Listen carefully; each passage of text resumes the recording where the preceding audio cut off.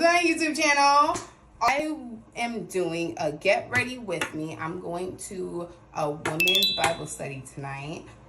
This is like my third time recording this, so that's why my face looks like this. I don't know what happened to my content. It just deleted. So we're just going to go ahead and rock on to how I look from here. We're just going to keep it pushing from here because I don't really have the time to try and take off my makeup and redo it. We're not doing that. So we're just going to start from here. I did my eyebrows. All I did was foundation and some concealer. That's it. But we're also going to do like a little catch up with my life. The last time you guys heard from me, I just moved to Dallas, and kind of like explaining what's happened, what's going on, next steps for me, what I got going on. So when I moved to Dallas, everything just went to freaking hell, in my opinion. I ended up losing my job.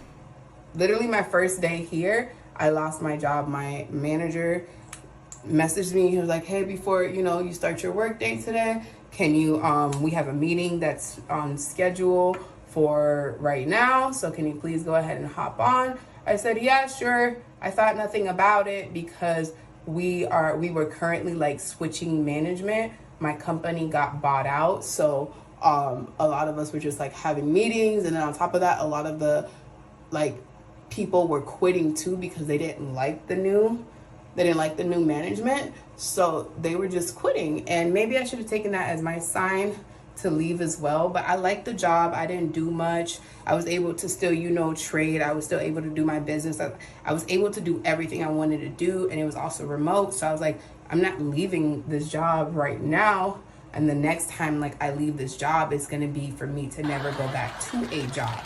So we had the meeting. HR basically told me like, hey, thanks for your services. We no longer need them. You'll still be getting paid. Have a great day. I was like, what? Took me some time to recover from that meeting. Took me some time. Not even gonna lie to you. Actually, honestly, did not know how to like react to it, and I probably didn't react the most Christian-like to my HR manager because it was so unexpected. Like, it was so unexpected. So, got laid off in January. February, I have a really big dog. She's like 90 pounds. And the reason why I say that is she's 90 pounds and she's very, very, very, very, very, very, very friendly. She loves people. She likes like walking up to people, like touching them, having them like rub her head and stuff. So she ended up like, I was leaving the house, locking the door. She got really excited. She saw another dog. She wanted to play with the other dog, and she ended up like really tugging me. Like the first tug, cool. Second tug, it was cool too. But that third tug, she put her back into that one because she ended up like dragging me like on carpet. She ended up dragging me on carpet, and I ended up getting like a damn near 3rd-degree burn on my knee. So then that took me out. I couldn't do anything. I couldn't like, even if like I wanted to Uber or something, I couldn't even do that because I couldn't walk. So that was in February. Next month, January, in March, I could finally, my mom came. She was able to take care of me for a couple of days. After like a week and a half, I was able to start walking regularly. So I was like, okay, I can walk. Let me go ahead and try to make some money. Let me go ahead and, Uber or DoorDash for now. Even though I'm a trader, you need money in order like to trade. And what I ended up doing while I was home, I had like the time, I was bored, but then I was also emotional. I was still grieving the job. I was still grieving my leg that I couldn't walk. Like, I was emotional. So I ended up blowing a $800 account, and I literally had no money. I couldn't trade. I couldn't work. I couldn't like do any type of side gigs currently. So I was like, okay, I was able to walk regularly. I was very, very, very, very, very, very, very excited because I was like, okay, I can finally walk, finally go make some extra money. And with that money, I can put it to my trading account. And then once I put it in my trading account, then I can start going back to my soft lifestyle, going back to like, what I'm used to, and being able to make the money that I'm used to. Because mind you, out there for like 4 or 5 hours a day, let me just make this, put this in my trading account and flip it, because that's how the wealthy does it. They get the small money, they invest it, and they make more money. So I was like, okay, that's what I'm going to do. So probably a week later, I ended up getting like a really big abscess cyst under my my arm. At first, it was small. It just felt like a pimple, and then from a pimple, the next day it was like a grape. I was like, okay, this is a little bigger, but it's a little cause for concern. So I called my mom. My mom's like, okay, let's see what it does overnight tonight, and if it, you know, if it stays the same, we'll go to the hospital. If it calms down, we'll just, you know, leave it be. Because if you know me, I hate hospitals. I hate going to hospitals. Very much scarred from hospitals altogether. So I was okay with that. And so when I woke up the next day, it was the size of a tennis ball. So I told my mom that. She was like, okay, yeah, I know you don't want to go to the hospital, sweetheart, but you have to go to the hospital. Like, you have to go to the hospital. I was like, no, before a hospital, let's go to urgent care first. Like, let's see what they have to say. So we went to urgent care. The lady confirmed that it was an abscess that I had underneath. She gave me antibiotics. She said I don't need to get it drained or anything, so I'm good. I can go about my day. And I said, oh, that was easy. Should have been too easy. I should have known something was up. That was way too easy. So then I took the antibiotics. Literally the next freaking day, literally the next day, it grew from like the size of a tennis racket to like, I don't know, like, it was huge. Like, I couldn't even put my hand down. Like, it was so big. My mom was like, yeah, you're going to the hospital. Yeah, I don't get what you're saying. You're going to the hospital. So I was like, okay. Went to the hospital. They ended up doing the most painful surgical procedure. It was a 2-day procedure too. So like the first day they punctured the hole in it, and I had to stay with an open wound for like 3 days, and then I had to go back in order for them to puncture it even deeper to get the rest of it out, and then they could close it up. So the nurse herself, she was like, I'm gonna apologize right now. And I didn't realize what she was apologizing for until after I actually like felt it. And I was like, I understand why you apologized to me, because I was painful. So that was March, January, February, March. In April comes up, right? I'm thinking, okay, this has to be a better month. Like, I done went through the ringer already. I went through everything already. Next thing that hits me is my apartment complex. So apartment complex ended up adding some random fees to my rent that damn near doubled my rent. Damn near doubled my rent. Oh my gosh, why does this look like this? I gotta fix it. It damn near doubled my rent. So I was like, how the hell am I supposed to pay damn near 2 times my rent? And on top of that, y'all owe me a discount, because I was supposed to get a month free, and I've never gotten a month free here. Like, what is going on here? So I had to deal with that with my leasing office. And I was asking them, like, what's the procedure to just terminate my lease? Because at this point, y'all are playing with me. This was like, I was arguing with them for like 2-3 days. Like, first of all, if you know me, it's to understand that I don't argue. I'm not an arguer. I am not gonna argue. Go argue with somebody else. I don't argue. I'm not an arguer. So I'm arguing with the staff there. They're like, well, you didn't come in the qualified time. I'm like, yes, I did, because I had a realtor. My realtor literally told me, you're good. So I called my realtor, and she was like, no, you followed everything correctly. You should have already gotten that. I'm like, yeah, that's what I figured. I know I'm not bugging. So they were like, okay, well, if that's the case, then we're gonna need to see like proof. My realtor sent the proof over. They're like, oh, I'm sorry, we didn't receive that proof. I'm like, what are you talking about? Because she CC'd me into it, and I got it. So I was like, okay, let me talk to your manager. Like, I was over it at that point. I was like, okay, let me just talk to your manager. Let me talk to a decision maker, because at this point, this is day 3 of me arguing with you. I'm just not gonna do that. It's just not in me. I'm not gonna do that. So Put my light back up. First, he tried to block me from talking to the manager. He was like, well, residents don't usually talk to our manager. This resident's gonna talk to her. Like, I don't get what you're saying. Like, I'm paying my money to be here. The money I don't even have to be here. I'm talking to somebody about this. And so he was like, okay, let me see if she's available. I said, you know what? It's okay. I know where her office is because I know exactly who the manager is. I ended up talking to the manager, and y'all, tell me why once we spoke to the manager, because at that point I was just frustrated. I was so frustrated. I literally just asked like, how can I terminate my lease?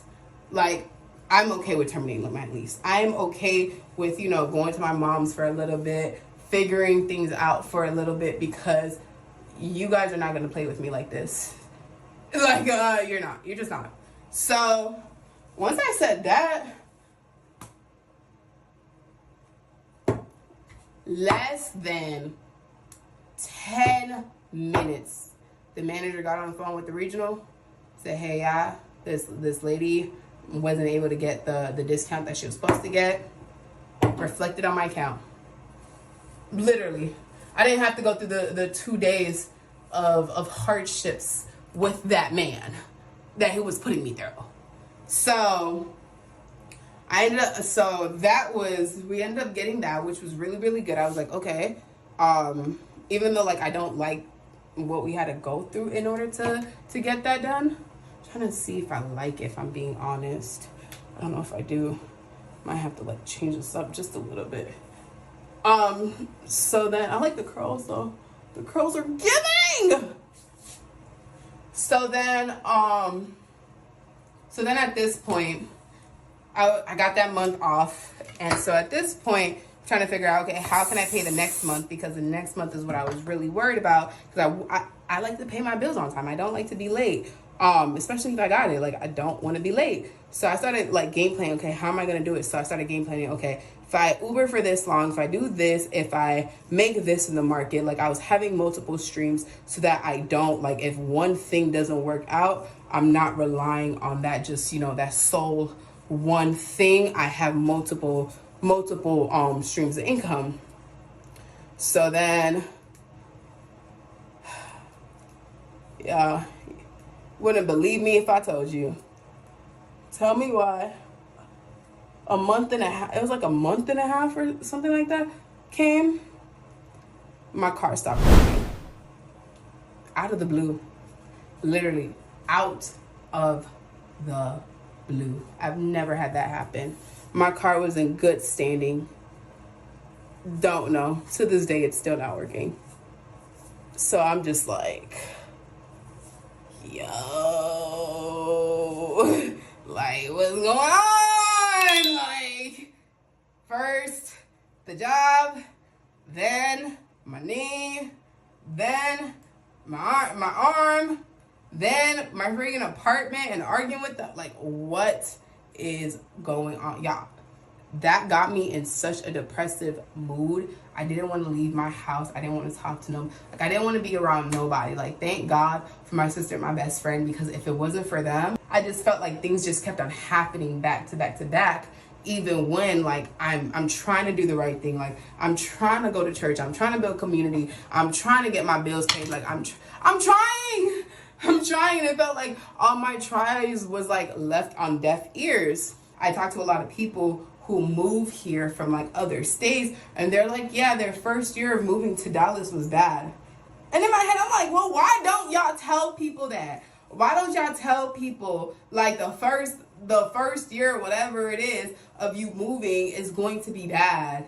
Or maybe it's just bad for Dallas, because damn near everybody I've talked to that has moved here from another state, they said the same thing. Like, something happened to them and they had to pick themselves up and they had to figure it out. And don't get me wrong, I will figure things out. I am Mrs. Figure It Out. Hit, made a plan working good. Another hit, made a plan. Another hit, made a plan. Another hit, made a plan. At that point, I was exhausted. Mentally, emotionally, financially. Like, I was exhausted. It was so bad that the texture of my skin started to change. That's how bad it was. Please hold. So then, yeah, my skin started to change. And I was like, oh, damn.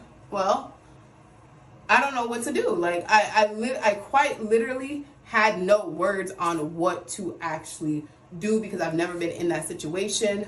And I didn't really want to like ask my mom for help because I wanted to get this like kind of on my own. I ended up, felt like doing the adult decision. And I was like, okay, God, I don't know what you have in store for me. I don't know, what your plans are. I don't know, what you're saying to me in this moment, what you're saying to me with what's going on in my life. But I know you're telling me something. I just don't know what it is. And that's when I kind of figured out, like, I don't really know the voice of God. Like, I don't know how he speaks to me. I don't know, like, I didn't know. And I thought I did at first, but then it's like, I felt like he was quiet. He was ignoring me. Like, he was seeing all this happen to me and he was just letting it happen. I'm like, you're just gonna let your child suffer like this? I ended up giving my apartment up. I couldn't think, I couldn't eat. I would leave my house. If I would leave my house, I would cry. I would walk Nyla and you would just see tears going down my eyes. You'd probably think I was a weirdo. So moved back with my mom because I was like, listen, I can't take this stress anymore. Like, I really can't. My mom already suggested for me to move with her already. She was like, just move in with me. We'll just get a 2-bedroom instead. But I was resistant to it because I was really dead set on living by myself. And then all of that happened. I was like, I also wasn't going to church as well because so much was going on. I just didn't, I don't want to say I didn't feel like going to church, but honestly, that's how it was. Like, I was an empty box. Like, I just didn't want to do anything. Ended up, I didn't even know I had like an extra like $150, $200 on one of my cards. So I ended up taking all that money out, putting half of it in my trading account, keeping the other half for anything I needed, whether it's food, Nyla's food, whatever the case it is. And I told myself, okay, let's be disciplined and let's actually like get the ball rolling. Let's actually get this together. So that's what I ended up doing. I ended up funding my account and just building it slowly. But I really do feel like God put me in this season or in this place to understand, because I'm such a control freak sometimes. Like, I feel like it's okay, I got it, I can do it. Like, if I ask you to do something and you hesitate, be like, it's cool. Big mama got it. I got it. I don't need your help. It's okay. And I feel like God went to the extremes or allowed the extremes to like really happen to me to let me understand and let me know like you're not in control. Like, even when I was trying to be in control, even when like I tried to like figure out a plan, God said, that's cute. You still think you don't need me. And so he just allowed those things, in my opinion, to just happen in my life, to have me come to a place where it's like, allow him to really come into your life and take all aspects of your life. Don't allow him to just take one aspect, because honestly, I'm a Christian. I was born in the church. She raised me to be a Christian woman, and she raised me with like these priorities and these morals, where it's like I thought I was like a Christian, but I actually wasn't really even in my Bible. I was, listening to the occasional sermon. I was listening to the occasional worship song, and that was it. And like coming to Dallas, it really tested my faith. Like, my sister had me like reading like different books in the Bible for me to read, because she was like, you're going through something. You're going through a spiritual warfare. Like, so I'm like, is it a spiritual warfare? Like, I thought I was good. I thought me and God, that we were cool. So it took all of that for me to like kind of like just surrender myself to him. And like kind of since I did that, I've done that. I don't want to say like it's been rainbows and butterflies and happiness, but I can say I'm not in the same space that I was before. Like, now I never thought I would fast before, but like I fasted before. I'm reading my Bible. I'm now waking up at like 5 o'clock in the morning just to like worship and read my Bible. I'm going to the gym consistently. I'm being consistent in my trading. I'm being consistent in like every avenue that every stream of income that I'm creating. No, still don't have a job. Still unemployed. I still don't have that stable income right now, but I'm still making money. That's the crazy part to me. Like, the thing that I thought I needed, which was the job to give me stable income, that's what I was relying on the whole time. That's what I was using the whole time. It was really God that I should have been relying on. He's the reason why I even have like money coming in, period. Like, I don't even know how I have the money coming in, please. Somebody would have asked me, Nikki, how are you? I don't know. But God, literally God.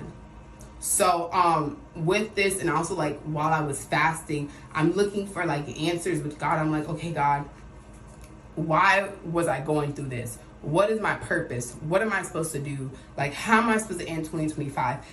Is Dallas the place for me? Am I supposed to move back to Florida? Am I supposed to move to another state? Am I supposed to rough it out in Dallas? Like, what am I supposed to do, God? What was like crazy to me was when I went to church on Monday, because I went to church on Sunday and Monday.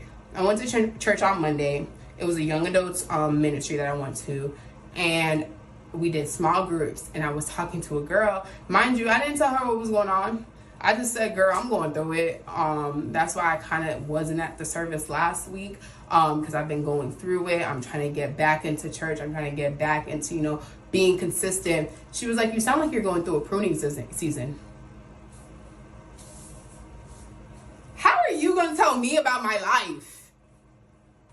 But you're right. You're right. Like, I gave it to, she's right. And like, I didn't even know what a pruning season was. Like, I looked at her and said, pruning season, like, what's that? And she explained to me what it was. And mind you, I didn't tell her nothing about what was going on in my life. And it's crazy. And I feel like God used her to let me know, okay, Nikki, this is your pruning season. And after your pruning season comes fruitfulness and abundance. So right now, God wants you to endure what you're going through in order for you to get out on the other side. So going to the service, honestly, was ministry to me. Being in community was ministry to me. And like, it kind of just has me like, that has me going to service today on a Wednesday. My third time this week going to church. That hungry to be with God, to be in his presence, to see what he's saying to me, to see what he has for my life. Like, I need it. I need it. So to kind of bring all of that into fruition, or kind of bring it all together, I wanted to bring in a new series on my channel. It's going to be called Christian Girl Talk. I feel like I'm in a stage of my life, and maybe that's why God brought me to Dallas, was to understand, like, Nikki, you need to grow. Nikki, you're being lukewarm. Nikki, you're not supposed to be doing that. Like, what are you doing? And I just can't wait to see like what happens in the next, like, in 2026, the next couple of months, next couple of weeks, to see what actually happens. And I kind of want to take you guys on this journey with me called life, where we literally just talk about faith, finances, and femininity. Like, and it took me some time to figure it out. It took all of those trials and tribulations for me to understand that God is taking me through these trials, or through this season of my life, to understand that I am not in control. He is. And once I give him control of my life, he can actually do a lot more than what I even thought would be possible with my life. So that is what I have. That is my update. That is my big news. We're going to be doing Christian Girl Talk. I'll be uploading it once a week. It'll be a series. So make sure you have your alerts on my page. Follow me on Instagram. Follow me on TikTok. I'll also be on there as well. It's going to be Christian Girl Talk with 2 Ks, because somebody took the regular one. So Christian Girl Talk with 2 Ks. Follow me on TikTok. Follow me on Instagram. Go ahead and subscribe and like to this channel. And I'll go ahead and see you guys next week.